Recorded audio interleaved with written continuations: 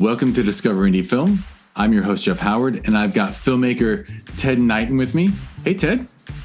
Hello. How you doing, Jeff? Yeah, so we are on Zoom, so if you don't like the audio quality, apologies. It's really not our fault. Ted, you're in Philadelphia. Yeah? I am. And I'm in Los Angeles, so Zoom is the only option for us to have a nice chat and do an interview and talk about Ted and his film.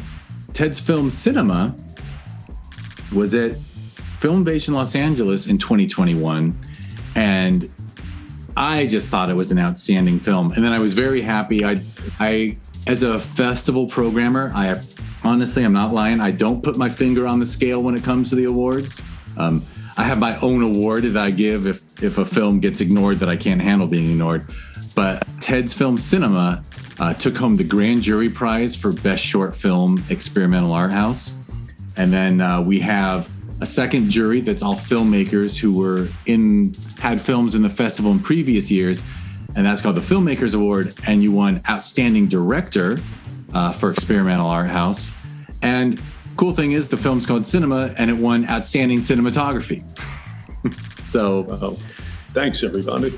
Yeah, it seems appropriate that a film called Cinema wins cinematography, because, you know, shame on you if it hasn't, I guess. But yeah, it'd be embarrassing. Yeah, but we are here to talk about not just cinema, but Ted as an artist and Ted as a filmmaker, and also the fact that Cinema, the film, will be in the Discover Indie Film TV series, which I believe should be out by now. We're recording this in March, but I don't think this podcast is going to come out till June, because I'm recording a whole bunch so I can survive Film Invasion Los Angeles 2022 without doing more interviews. So if you go to Amazon Prime Video and search for Discover Indie Film and go to Season 5, Episode 6, you can see Cinema, an animated short called The Cat that takes place in Tehran, opens for it. They're both black and white masterpieces of just beautiful artistic film. So I highly recommend people watch that. In fact, you should give it 5 stars, but at the end of the podcast, I beg people for likes and stars and things. I'm looking forward to seeing The Cat, definitely. So. Yeah, The Cat it's beautiful, and I'm sure people will. Well, anyway, I'm very proud of season 5. I'm proud of every season of the Discover Indie Film TV series. Honestly, it's a really nice thing that came together, just kind of naturally. But we're here to talk about you. So I think I warned you. I just say, how did you get into the visual arts, into filmmaking? Where'd you grow up? Are you a Philly person your whole life? Yeah, lived in Philly off and on my whole life. Grew up in Mount Airy in Philadelphia. So there we go.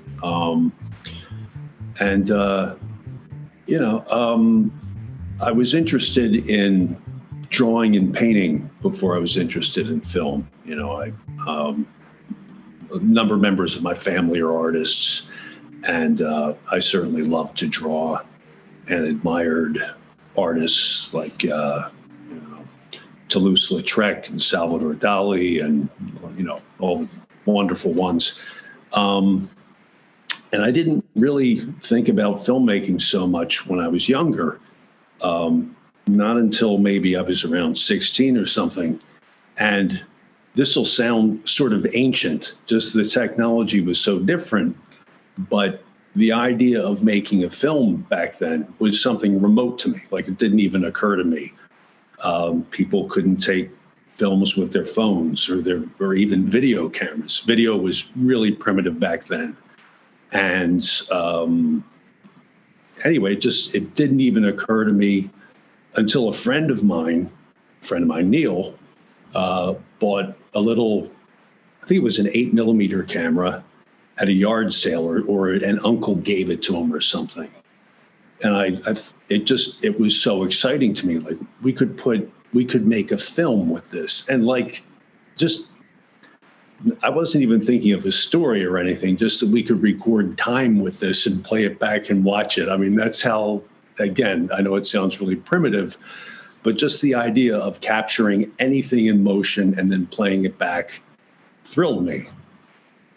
It's different and that now. that 8mm, that was silent film as well, right? This is no a audio tiny at all. camera.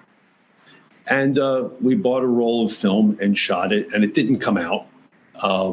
So it seemed even more elusive. But at that point, like I already had like a taste for it or a desire to do it.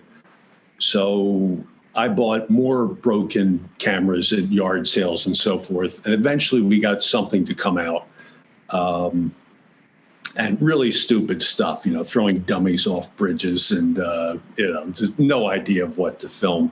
But that's what a teenager does, right? I mean, that makes sense. Yeah, or a goofy teenager anyway. And, just the idea that we would get it back from the lab and shine it on the wall and, hey, look, it's moving.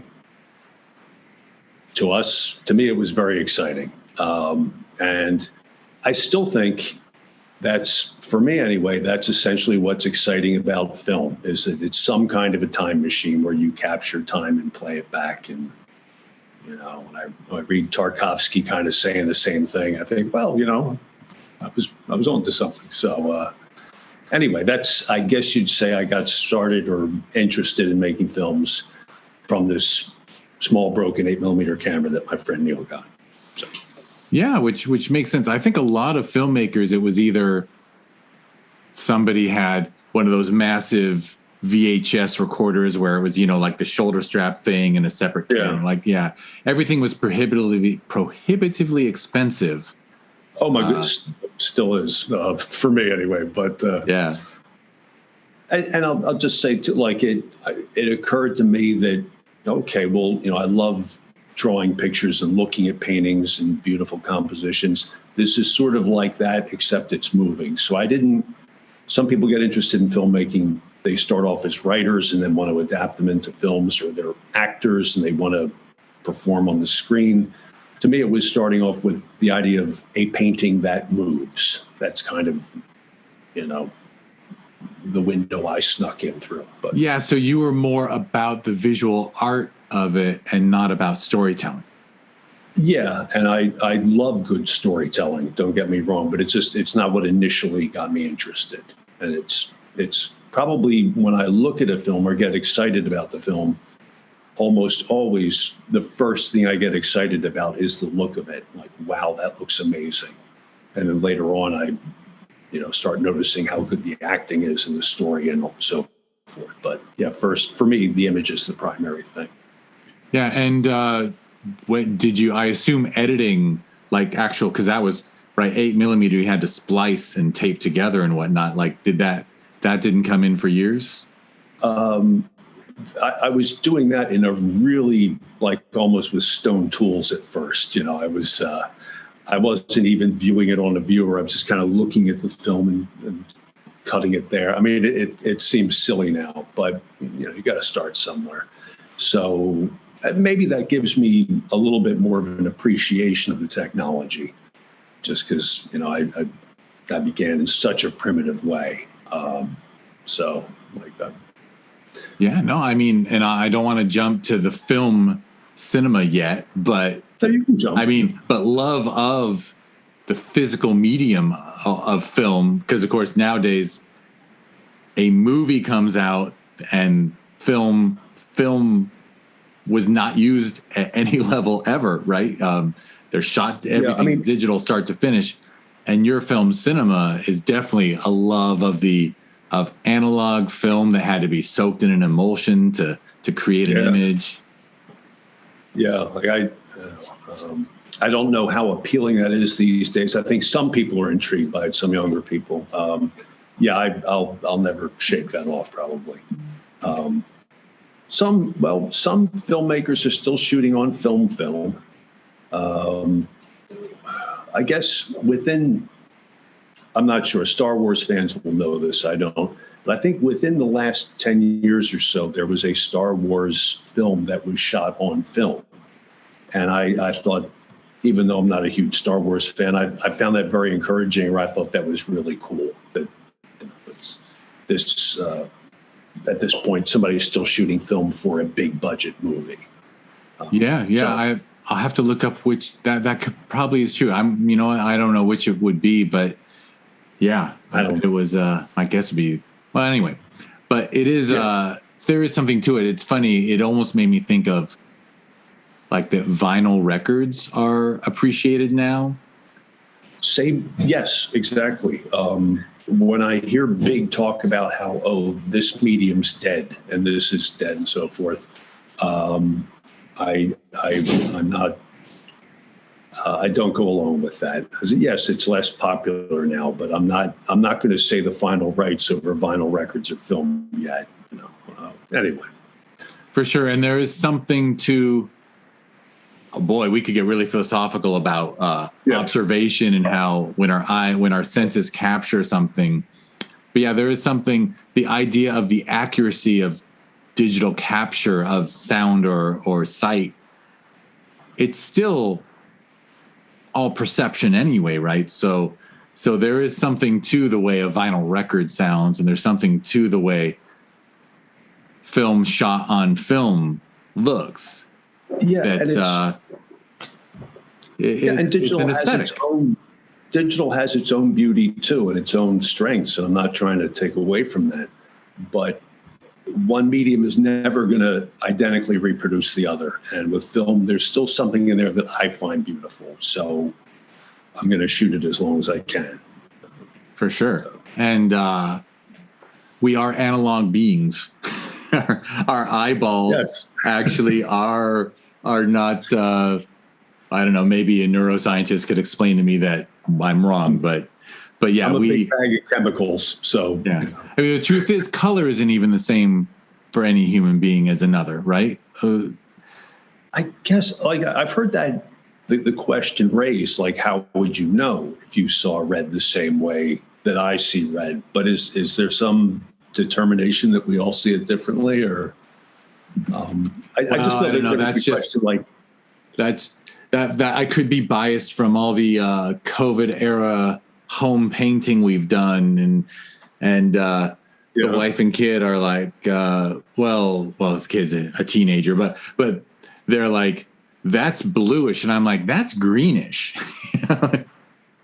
And I do have a friend who's colorblind with red green, but I mean, I do know that, like, our rods and cones aren't all, interchangeable. Yeah, I remember. This is getting way off on a silly tangent, but I remember seeing a sign for a pizza shop and looking at it, thinking, why did they make the crust green on that pizza? Like it was a painted, and it really looked weird to me. And then the longer I looked, I thought, okay, I guess you could see that as, brownish, but it was, anyway, it was very subjective as to what color it was. You're right. Yeah. Yeah, color, and it's quite the analog tangent to take you on, but yeah. So, and I assume when you said there were artists in the family, you're talking about was mostly like painters and illustrators and whatnot, like drawing. Yeah, and branching off into other directions too, like a number of my cousins and even siblings start off with drawing and painting, but cousins have gone into sculpture or architecture, but it's sort of like the image was the starting place, and then. So did the film, your experiments with the medium of film, did it go throughout like your education in college, or was it more of a at home sort of hobby in a way? No, in college I studied. I went to film. I took film classes, and I think I learned a bit along the way, and was exposed to amazing filmmakers. And just another tangent, but just what's great about seeing films, having films shown to you that you wouldn't normally seek out or know about, is one of the best feelings I get when I see a new kind of filmmaking. I guess it goes with any art form, but the thought of, I didn't know you could do that. Like that never would have occurred to me. I didn't know a film could do this.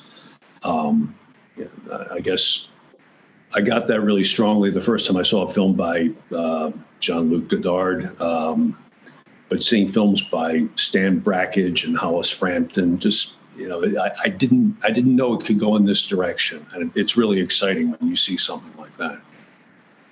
Absolutely, yeah, and film studies courses in college are really great because you go all the way back to the beginning, right? And in Europe.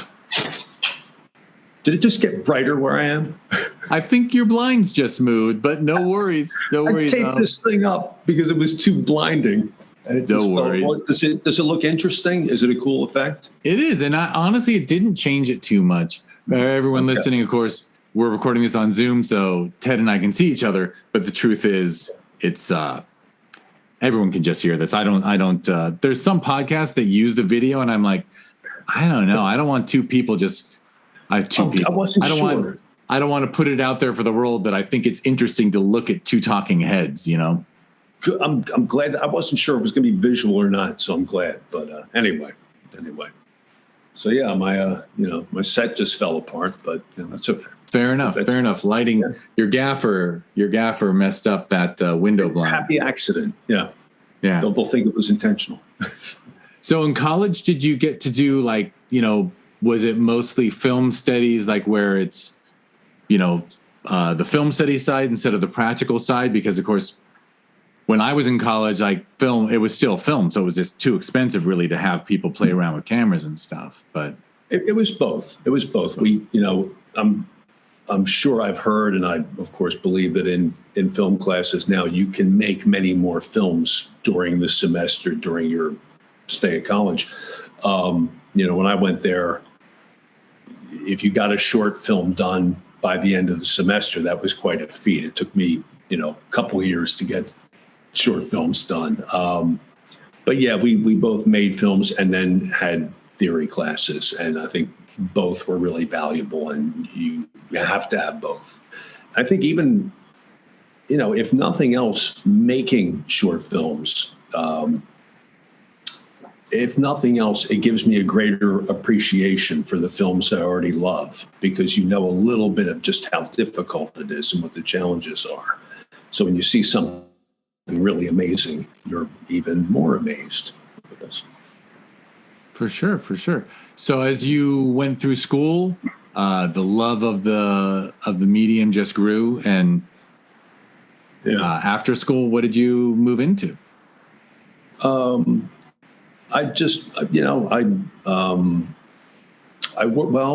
worked briefly, like about 7 months, for Trauma Films, if you've ever heard of them.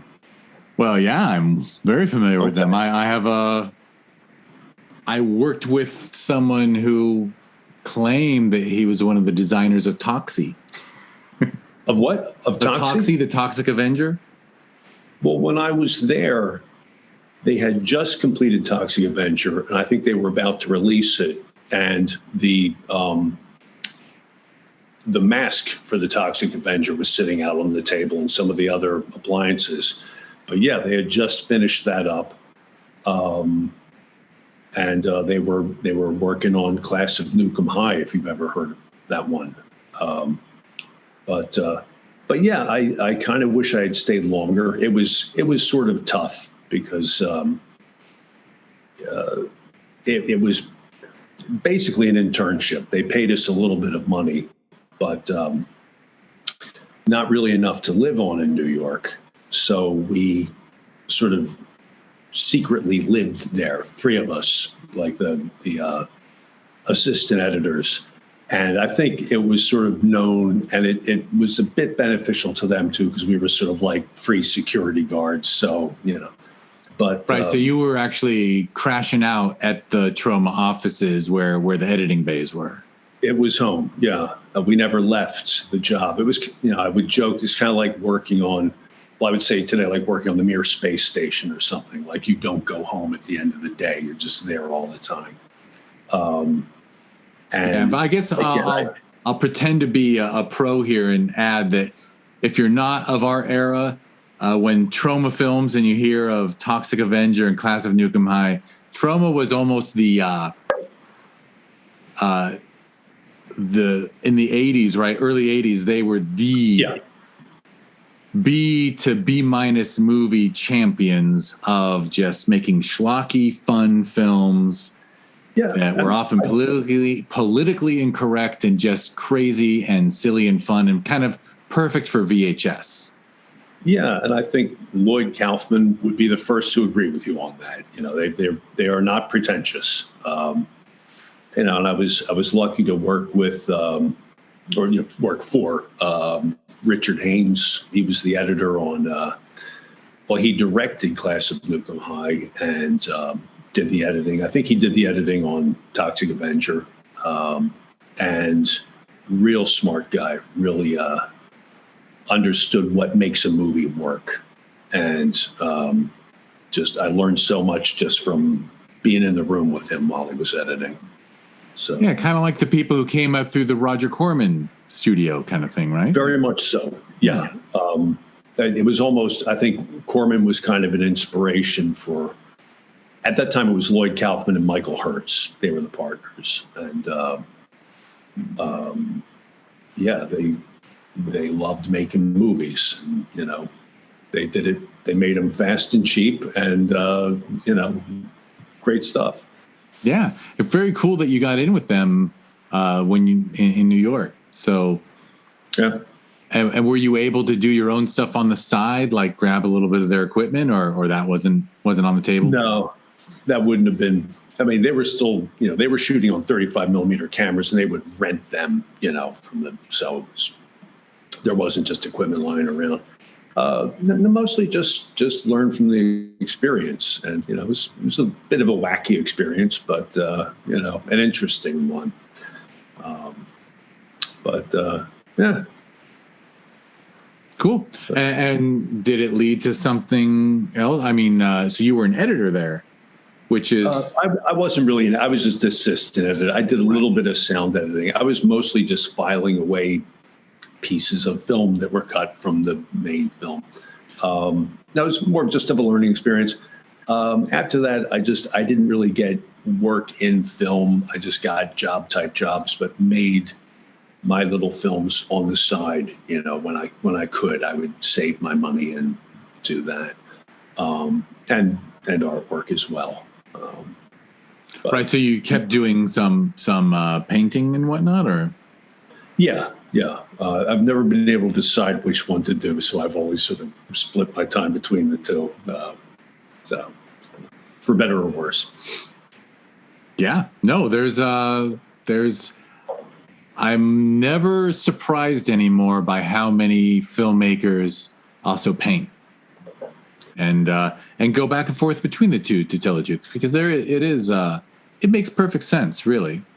I think it does. Like I really think the two, at least in the case of some filmmakers, I think the two kind of need each other.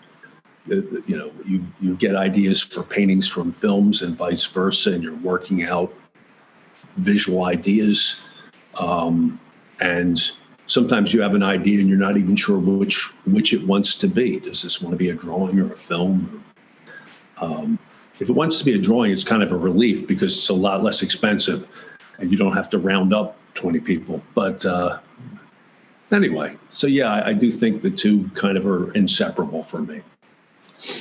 Absolutely, yeah, and I'm sure they benefit each other as well. I mean, nothing against a film that's coming from a straight storyteller who's just written an engaging conversation between two people and they just shoot the people talking. But sure. I think we all know the difference between films where there are visual goals as well as storytelling goals.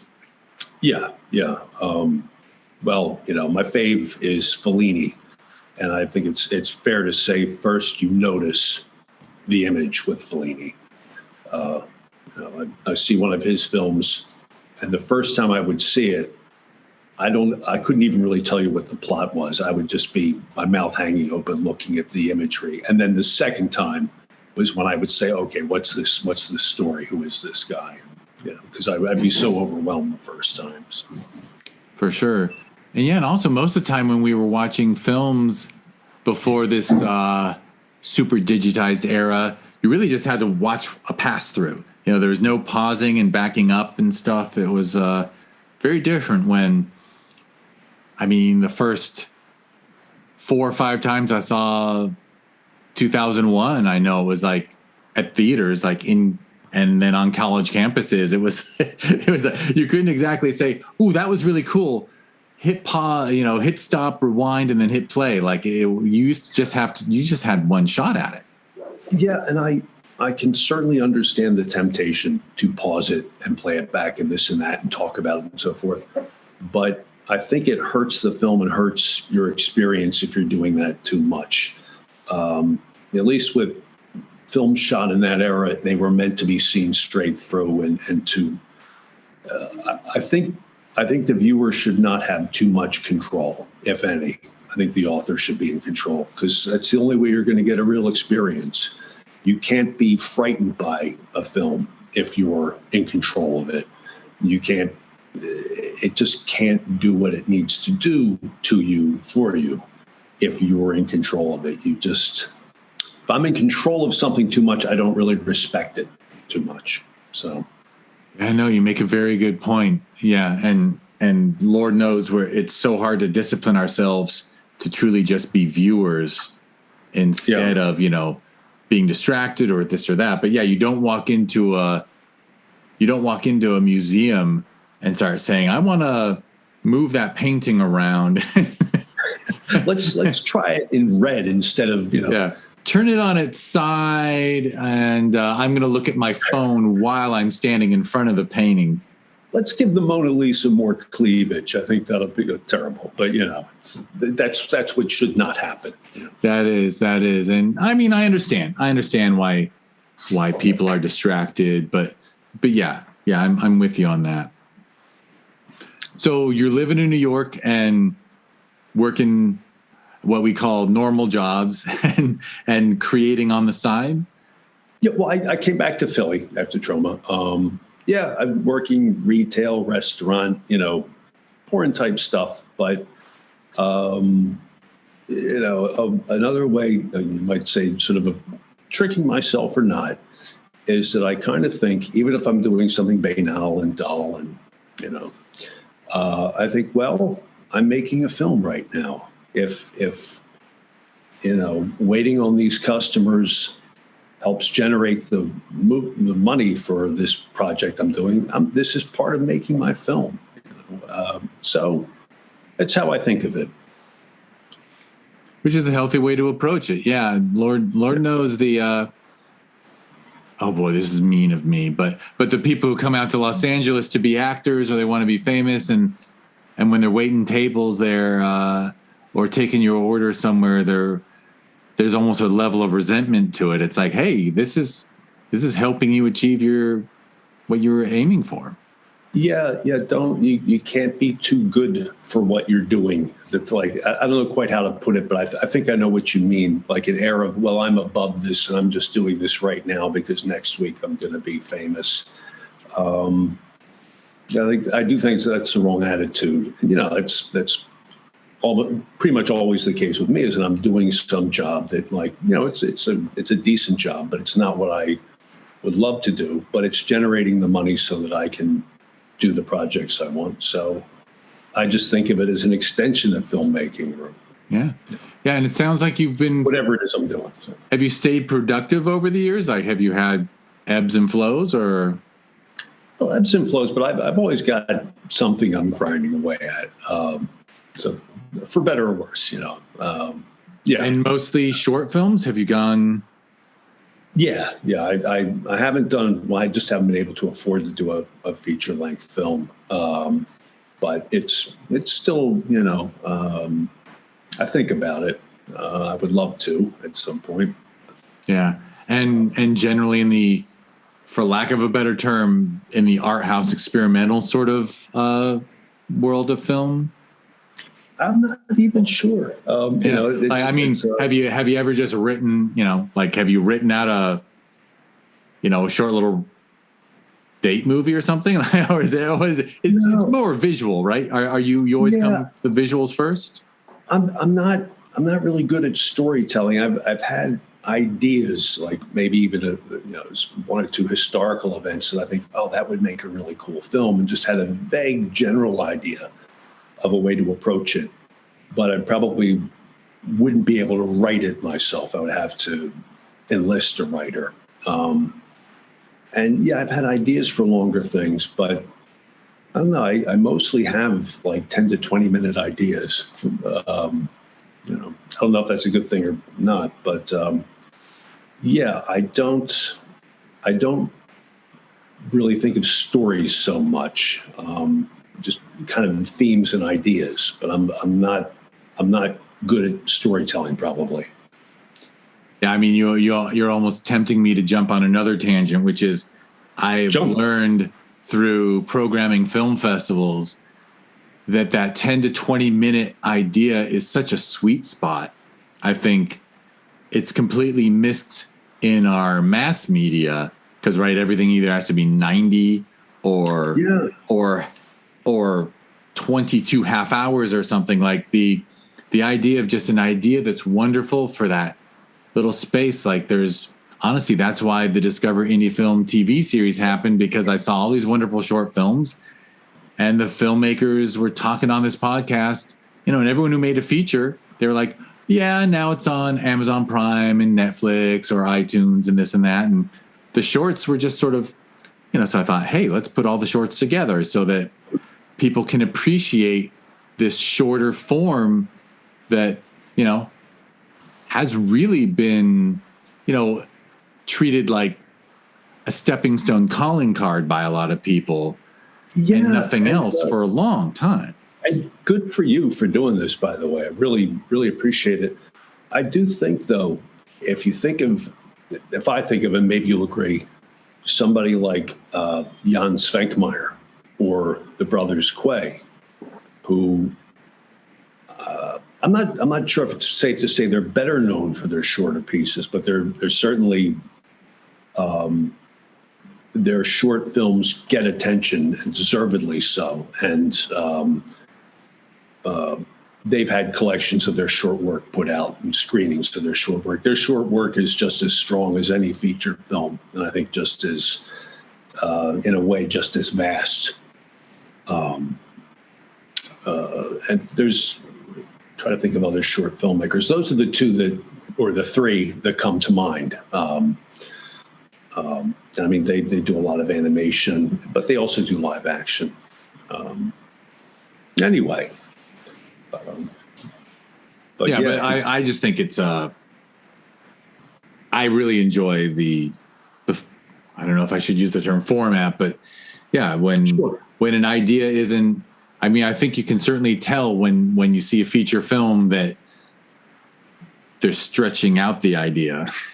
Yeah, this is a short film where it should have been a short film. Well, I think of short films being just as valid, the same way I think of the short story being just as valid as a novel. Tangent, but Telltale Heart or Yellow Wallpaper, these stories are huge, no matter what their length is. Like, I don't think of them as little stories. Occurrence at Owl Creek Bridge is it's I don't know what's the word, just as important and just as much of a feast, it's on a feast, yes, as any novel is, I think. So yeah, Lord knows I love to pick up an anthology of short stories, for travel and this and that. If I'm going to read a book, there's lots of great books that are novels, but no one looks at novellas and short stories and says, well, I love Vonnegut, but I won't read the short work. Like, there's respect for all lengths in the written word.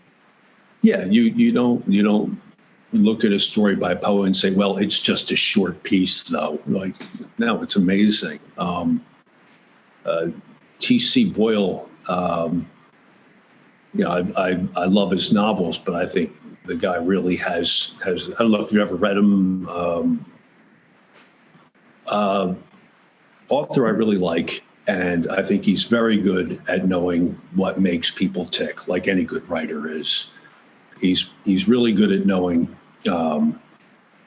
what's going on right now with sort of current generations. And anyway, I just mentioned because his short stories are the first things that grab me, and some of them get so dark and disturbing that I almost couldn't handle them, but they're great. I just wrote down his name so I can okay. add to my reading list. Well, like I got into him because I got a phone call one day from my brother. And my brother says, have you ever read this collection of short stories called After the Plague? And I said, no. And he said, I have it in my apartment and I want to stop reading them and I can't. By that he meant that they were really disturbing him, but they were so well written that he had to keep reading the next one. Like they were. And of course, the next day I had my own copy of it and was reading them as well. So like that was the best recommendation I could have gotten. It's like this warning. But anyway. That's true. No, that's right. That's a common thread with a lot of stuff. Also, we live in the era of TV binging, and I stayed up till 1 a.m. because I just couldn't stop. Yeah. With a certain storyline or a certain type of storytelling. Yeah, it is a great endorsement when people want to stop and can't. Yeah. Well, I think, short films, just along with Brothers Quay and Sven Parnell, the film La Jetée, I think, is a masterpiece. And that's it's under a half hour by Chris Marker. There's a lot of them. I think one of David Lynch's, one of the best things he ever did was the 1 minute, it's under a minute, film he did for, forgetting the name of the anthology, but it was called something like Lumiere or Lumiere and Company. Anyway, you can do great stuff with a short film. So, Absolutely. Yeah. In fact, you remind me of how a lot of truly great filmmakers like Lynch and Burton and others, like when you go back to the shorts they made when they were quite young, there was something special there. Yeah, it's concentrated. It's got a potency to it. Like it's got to get in and do its job and get out and like get to you. I even like PSAs sometimes if they're really done well, but hey, some of them have frightened me. On the same note, I grew up in the late 70s, early 80s. So when music video hit, and there was a great amount of artistry being put into music videos, like 4 or 5 minute films. Some of those I still remember and cannot find. Well, yeah, play them back in your memory. Sadly, if it's not a hit song, you can't track it down. Maybe the Museum of Broadcasting in New York. I don't know. Maybe I should try that. Yeah, right, I'm sure there's something like that closer to you, but Yeah, we have a TV Academy Museum too. It's shame on me. I've never been, but I don't know. That's where they have Star Trek events and things, but also they have archives, obviously. What's a music video that you wish you could see again that you haven't been able to find? I can't name the singer. Put you on the spot. When I was a kid, my parents were like, cable was not going to happen in my household. Very conservative. So there was a music video called Questionnaire, and it was, I don't know who sang the song, but it was this beautifully made video full of amazing visuals. And there was a visual where I'm not sure. I think they put a small flashlight inside a woman's mouth and put her in a dark room, and she would sing words, and as her mouth opened, like a smoky room would be filled with the beam of light from her mouth. That's not Laurie Anderson, is it? No, it wasn't Laurie Anderson. It was Laurie Anderson-esque. It was actually a male singer. Yeah, she did stuff like that too. She did some really cool stuff. Yeah. But when you said little light in her mouth, for some reason, I thought of her, but maybe I'm way off. Yeah, and there was it was just a visual feast. The whole thing was a visual feast. And I was like, I just thought it was the best thing in the world. It was on rotation on a local LA channel, actually had a music video show called MV3, which they were obviously just trying to confuse you into thinking you were getting a piece of MTV in like 1982 or 3 or whatever. And that was my connection to to the world of music video, since, you know, that was no other access to it. Well, in a way, it's more intriguing because you don't know what it was. Like it's something you have to seek out. I kind of miss that of like wanting to see something and it being a little bit elusive. You value it more. You've got to find that video. So true. And so is there do you have a catalog of films you've made over the years, or? It's hardly a catalog. Not a whole lot. There is. I was very lucky. This guy, Steve Kaplan, from Alpha Video, was good enough to put out 3 of my short films on a DVD that was released some years ago, and we sold a couple copies. But just, you know, it was so flattering to have a company put out, you know. So that was 3 of my short films. First one was 6 Insects. Second one was called Testing, and the third one's called In, I-N. And they're all shot on 16, and they all took me forever to make, and rounding up friends and volunteers and so forth. So, you know, I don't have a whole lot of short films I made, just because it's difficult. It's something I have to do with the resources I have. But so they got released, and there's probably a copy or two still floating around out there. Yeah, did Tower Records ever get out there? I remember when Tower Records shut down, I went and grabbed some DVDs. But yeah. I once saw one of my DVDs at a yard sale, which was sort of odd. I mean, somebody was getting rid of it for $1, but it was sort of a fun surprise. Mine was this famous record store was closing down, and everything was super cheap. And I actually saw a couple of DVDs of something I could direct it there. And I took it up to the counter to get them for $1 a piece because it was cheaper than asking the distributor for them. Yeah. And one of my proudest moments in life is that I did not say to the cashier, "Hey," good for you. I did not out myself to the cashier and embarrass myself. I'm very proud of that. What's the film like? Oh, it's not good. It was my effort to sell out, actually. Yeah. It's a cute little Tootsie ripoff. Tootsie in the music industry that I was hired to direct. I talked over you. Sorry. What was it?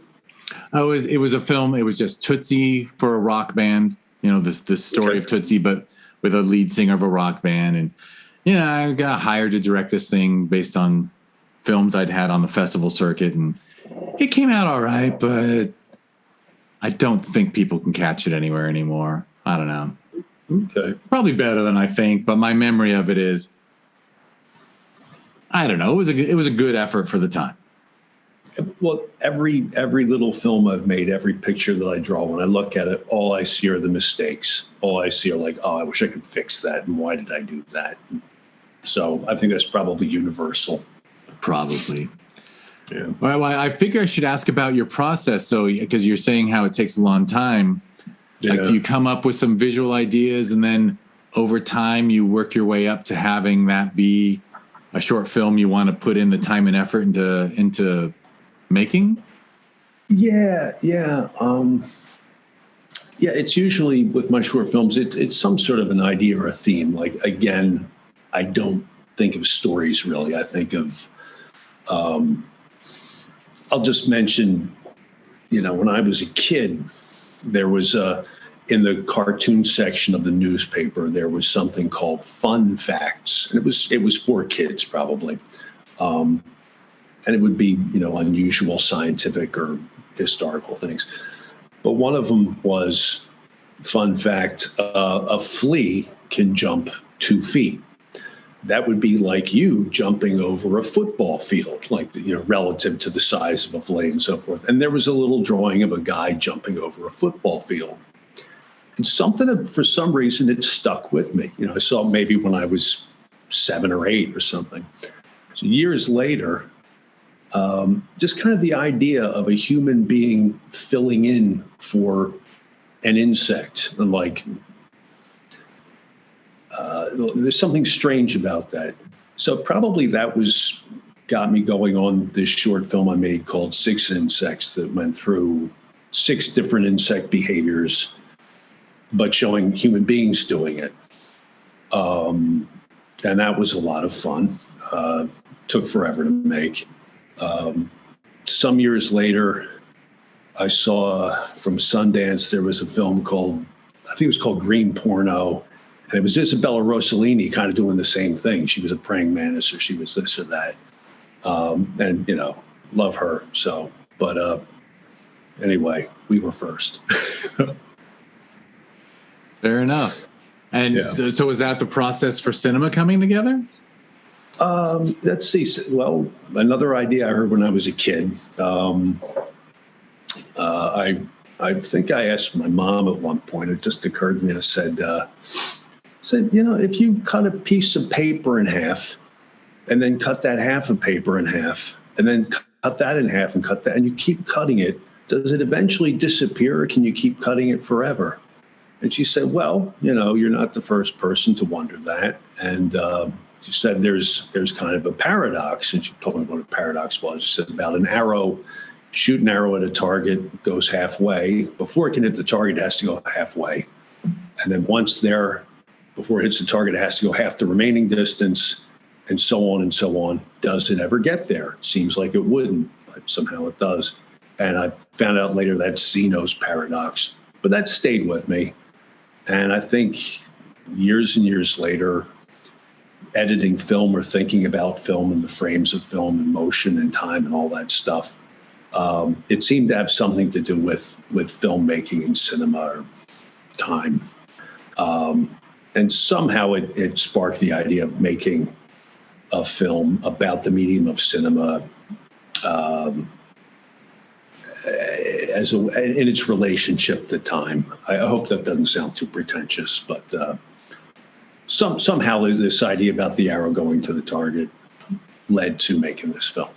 So Right. The arrow going to the target, in a way, is an analogy of the goal of getting the work to the audience in a way, or I guess it's just basically, how does motion work? How does a thing move? How does it get from here to there? Like, or does it, if you think of it as fluid and continuous, it seems like it would be impossible. Greater minds have wrestled with this than mine.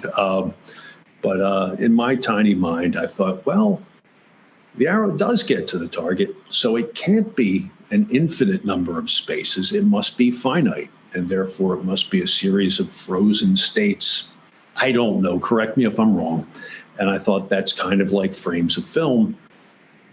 Gee whiz, film kind of works as a diagram for how all movement works in the world.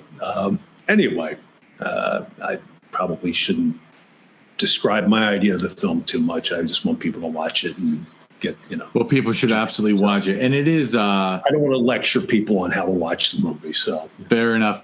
And if someone wants to do a deep dive, of course, listen to this podcast before or after seeing the film. But yeah, please watch it on Amazon Prime, and then they can always go to the Film Invasion Los Angeles website and hear our Q&A. Our Q&A will be linked on there from 2021, and I think we discussed Molly's on there, so film pretty deeply. Yeah. But it's something I can't take my eyes off. No one I've shown it to have ever been able to take their eyes off of it. Thank you. It's wonderful work, and I'm grateful to have people like you in the world who are experimenting and just being original and being artistic with this medium. Thank you. Thanks very much. Has there been more work since? A new idea over the last? Oh, by the way, I imagine are we talking 5 years per project? Are we talking? I mean, because a huge amount of work went into cinema. I know, and as I recall, I do recall from our Q&A with the festival in 2021 that it is seamless and you can't tell, but it's not one location. It's actually was No. a series of places that you just wove together over years. Yeah, it was sort of like I'd see this machine in this room, like, oh, we've got to use this. And then I'd be at work and think, oh, we got to use this room here. And sometimes I had to do it a little bit in secret. It did take a long time. Cinema was, I'm embarrassed to say, let's say it was a little bit more than 5 years. So I don't know. What is it, a 15-minute film that's about like 3 minutes a year or something? I don't know. That took a while. Since then, well, you were mentioning feature-length films, I think, and I said, I can't write a story. A little bit of a frustration. A couple of friends and I did have an idea, just a germ of an idea for something a bit longer. And I'll just say I had. I'm very interested, even though I haven't really done it myself. I'm really intrigued by, well, long takes in general. I love when filmmakers can do a long take and pull it off, and the whole thing is fascinating. And by a long take, I mean, a continuous shot that's longer than the average shot in a film. Filmmakers like Tarkovsky and Jean-Luc Godard, and certainly not comparing myself to them. I'm just admiring them. But there's something fascinating about that to me. And sort of an idea that's connected to that, a film that takes place in real time. And I guess I'd spell it out by that. I mean, the time depicted in the fictional story is of the same length as the running time of the film itself. Does that? Yeah. Like if I've found out that people have different ideas about what real time means. So I'll just say this is my understanding of it. If the story begins at 10:30 at night, it concludes at midnight if it's a 90-minute film. Anyway, I'm just sort of excited about that idea. It's something that captivates me about it, fascinates me about. And the same time as that, I got to take a tour of this beautiful building, this factory that's still working, but the people there were hospitable, let me in just to take pictures. Just visually, it looked so beautiful to me. And then there's a collection of short stories. And I know the author, and I just thought, oh, these are great short stories. But somehow the three things lined up. There was one story in particular that I really liked, and I wasn't looking to make this connection, but all of a sudden I thought, wait a minute, you could make a film with this story that takes place in real time. You'd have to edit it. You'd have to cut things out and rearrange them. But I think the essence of the story would still be there. And you could set it in a factory.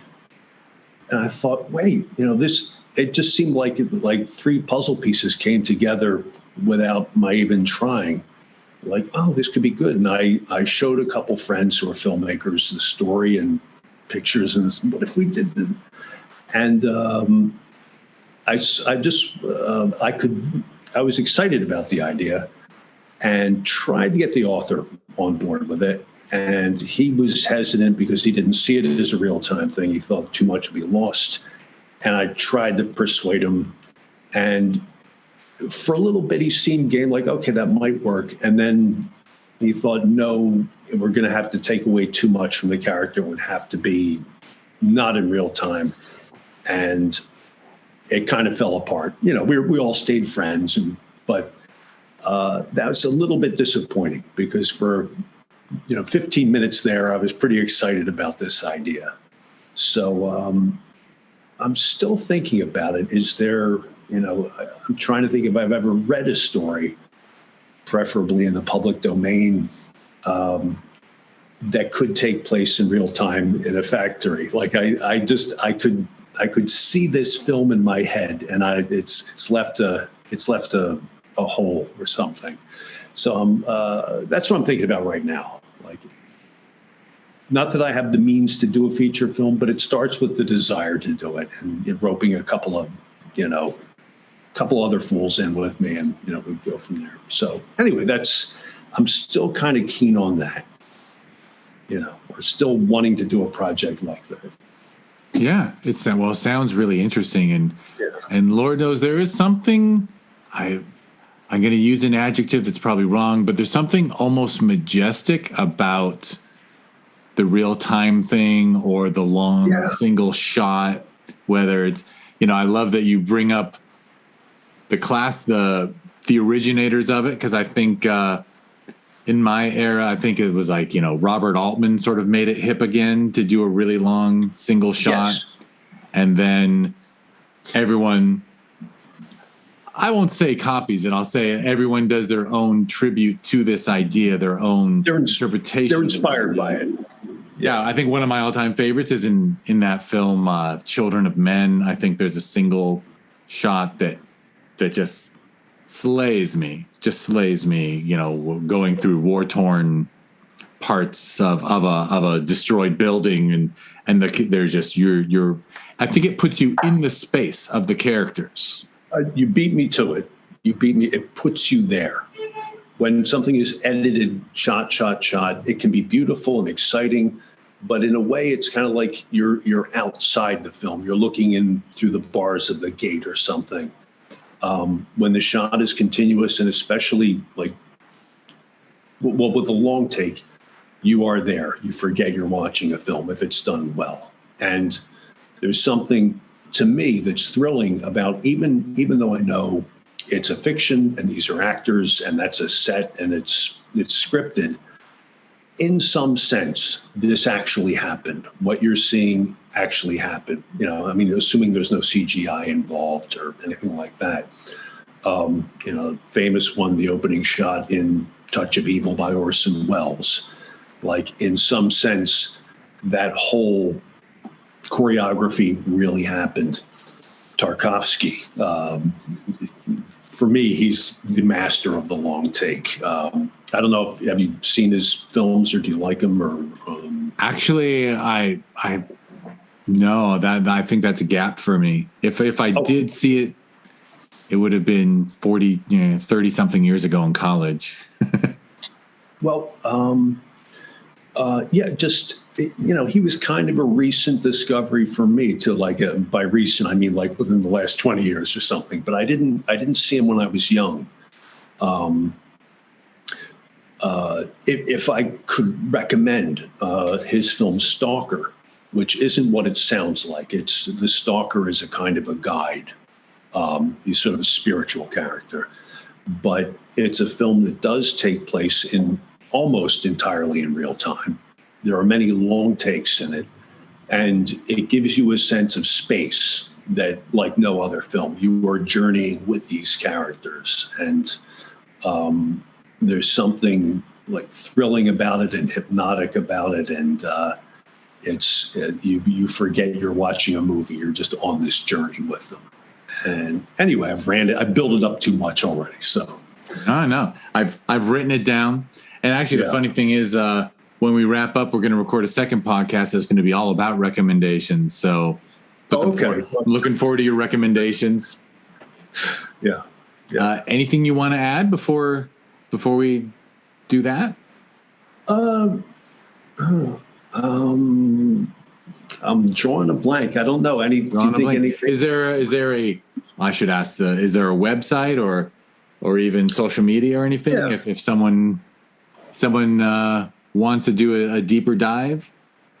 Well, I've got an older website that's, I guess, egotistically called tedknighton.com. So if you just punch that in, take you to some drawings and films for your enjoyment. And I'm on Instagram, and I think that's just Ted J. Knighton. I'm even forgetting what the address of it is, but if you look me up on Instagram, you probably find it. So yeah, and if I'll confirm it so that there's show notes with a podcast, so there will be. Okay. I could throw in a link to it or the name. Yeah, and Knighton's with a K. I don't know if that's obvious. I guess it kind of is. I'm not sure anyone ever spelled Knighton without a K, but well, you never know. So that's yeah, true. there's a K. Yeah. Heck, I have the most basically spelled name of all time, so I often think I should have messed with my spelling and done something unheard of. Something clever, some little accent or something. Put it a little louder on the O. Yeah. Yeah, an accent, or just add an extra silent H somewhere or something. Sure. Jeff should be Jeff. Drive the world crazy. Jeff. Jeph. Yes, that would have been a little better. Then I could have had. Whatever. I was about to joke about social media handles and stuff. It is what it is. Yeah. I will do my little closing speech. I promise not to go too long for people. But if they want to see Ted's film, I could not recommend it more highly. It's part of the Discover Indie Film TV series, so people can see it on Amazon Prime. I also would mention Prime Video. I know can be on a phone, it can be on a TV, it can be on a. Please use a nice big screen. It's the film is called Cinema. It follows a beautiful film called The Cat that is wonderfully animated by animators from around the world. So don't watch beautiful visual arts on a 6-inch screen. Get throw it to a TV. Use whatever Apple TV, Roku, Amazon Fire to watch this film. So go to Prime Video on a nice screen and search for Discover Indie Film. And it's in season 5, episode 6. Very proud to have it included. I would obviously tell everybody, hey, it's 99 cents an episode or $7.99 for all 10 episodes of the season. We used to be free. Now Amazon wants us to charge because they obviously want to take their 50%.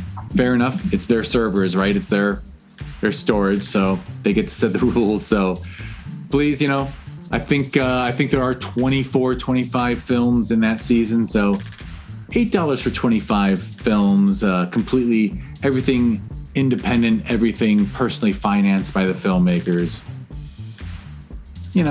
Whatever. I'm begging now. It's a good deal. It's a good deal. Yeah. And if you want to be extra nice and you're listening to me still, you can like and subscribe this podcast. You can go on Amazon Prime and give the TV series 5 stars. In fact, each season gets stars separately. So if you want to be a beautiful person, give all 5 seasons 5 stars. That's 25 stars that cost you nothing. Just saying. And if you want to, and if you want to learn more about the TV series and the podcast, it's just the website is discoverindiefilm.com. And its social media is @DIFWins. And I met Ted through a festival that's called Film Invasion Los Angeles. And if you want, we hold that every June. So there's actually one coming up pretty soon. In fact, nowish, I guess, based upon when I think this podcast is coming out. If you want to come, it's called Film Invasion LA. You can learn about it at filminvasionla.com. And it's @FilmInvasionLA on social media. And the last thing I got to mention is there's a sister festival every November called the Sherman Oaks Film Festival. They're actually, I call them sister festivals because they're just run by the same team. We just have 2 a year and they have different names because we were trying out names and they both do well. So, and in their own little way. And you can learn about the Sherman Oaks Film Festival if you go to ShermanOaksFF.com, and it's @ShermanOaksFF on social media. And I think that's it. In the show notes, there will be links to Ted's website and Ted's social media and all this stuff. So thank you, Ted. Oh, my pleasure. Thank you. And thank you, everyone, for listening.